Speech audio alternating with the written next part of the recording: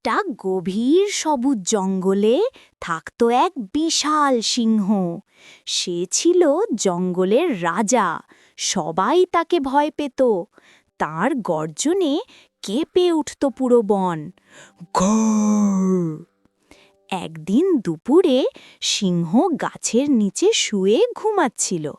ঘুমের মধ্যে সে নাক ডাকাচ্ছিল, ঘুঁ ঘুঁ ঘুঁ। ঠিক তখনই একটা ছোট্ট ইঁদুর দৌড়াতে দৌড়াতে এলো।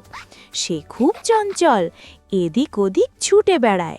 খেলার ছলে সে উঠে পড়ল সিংহর গায়ের ওপর। হঠাৎ সিংহের ঘুম ভেঙে গেল। সে চোখ বড় বড় করে বলল, এই, কে আমাকে বিরক্ত করলো?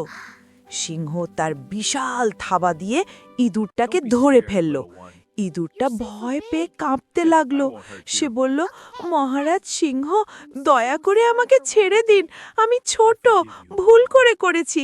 একদিন আমি আপনার উপকার করব। সিংহ হেসে উঠল, তুমি এত ছোট, তুমি আমার কি উপকার করবে? তবু সিংহের মনটা নরম হলো।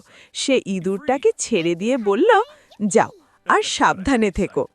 ইঁদুরটা খুব খুশি হলো। সে বলল, ধন্যবাদ রাজা মশাই, আমি কখনো ভুলব না। দিন যায়, রাত যায়। একদিন সিংহ জঙ্গলে হাঁটছিল। হঠাৎ ধপাস! সে এক শিকারীর ফাঁদে আটকে গেল। বাঁচাও, বাঁচাও! সিংহ যতই ছটপট করুক, দড়ি ছাড়ে না। ঠিক তখনই ছোট্ট ইঁদুরটা সেখানে এসে পড়ল। সে সিংহের কান্না শুনে চিনে ফেলল। আরে, এ তো সেই সিংহ রাজা! ইঁদুরটা আর দেরি না করে তার ছোট দাঁত দিয়ে দড়ি কাটতে লাগল। কুট কুট কুট! একটু পরেই দড়ি ছিলে গেল। সিংহ মুক্ত হলো। সিংহ অবাক হয়ে বলল, আজ তুমি আমাকে বাঁচালে। আমি ভুল করেছিলাম। ছোট হলেও সবাই গুরুত্বপূর্ণ।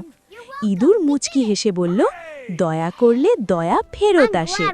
সেই দিন থেকে সিংহ আর ইঁদুর খুব ভালো বন্ধু হয়ে গেল। তারা একসাথে খেলতো, গল্প করত আর সবাইকে সাহায্য করত।